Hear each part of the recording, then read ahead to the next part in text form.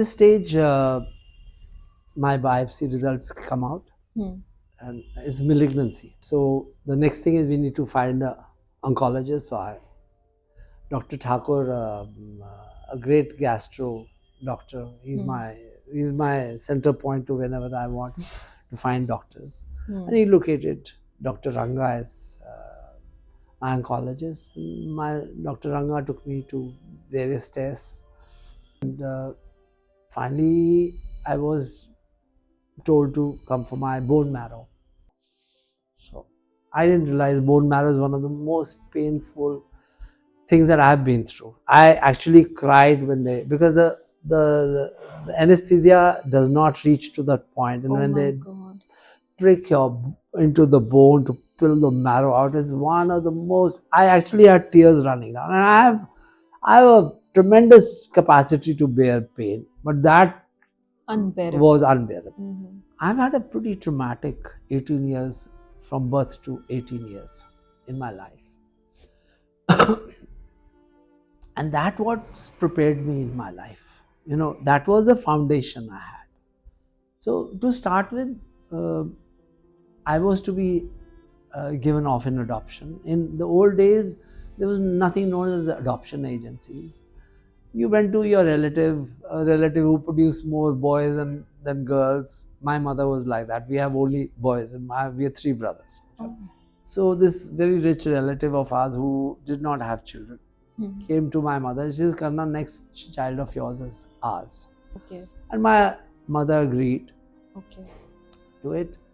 When she was pregnant, she actually gave me up in her womb, because she says she's not going to see my face because I was to go away. So she had renounced me in the womb. I was born, and I was born jet black. I was very dark. Okay. This couple looked at me and was appalled. "ये तो बड़ा काला बच्चा है." Oh my God. तो हम तो नहीं लेंगे इसको. So she had actually given me off in the womb. So she had severed a umbilical cord relationship, and this couple didn't take me. Okay. And throughout my life, my mother did not make that connection with me. I turned a rebel. In want of, so one, I was a dark baby. My brother was fairer to me, so he was a bright one. She looked up to him always. I was a dyslexic because of all this, or whatever the reasons were. I was a sickly child, so I was sick at birth, and I stayed that way till the age of 18. I felt neglected. It was traumatic. Besides that, I was living in a home which was very violent. My father was a violent man, very successful man, and so I had these issues, and I had the family issues. So it was a traumatic childhood. But it was the best thing that happened to me. Okay. Don't ever think that making things comfortable for a child. I mean, a lot of people will scream and shake when I say this. Is one of the worst things you can do when everything is laid out for the child. So my childhood was struggle.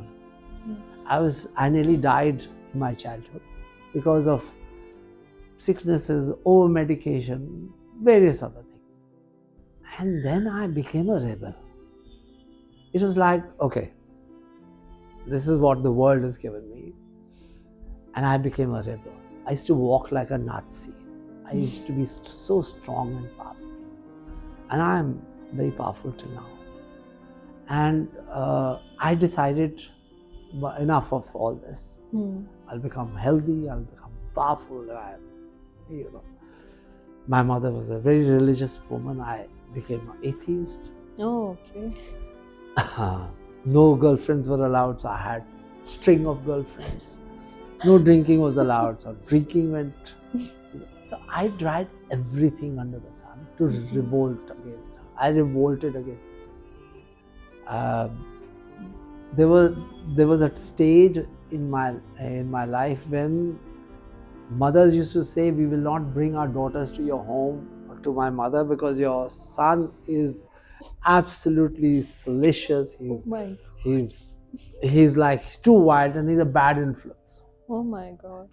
So that is the stage. That is rebellion stage. So having a bad life is not a bad thing. It's a great thing. Okay, for me, all my strength came out of all the traumas that happened to me. My mother-in-law died recently. To my shock, I found that chapters in Quran. They talked of Sati.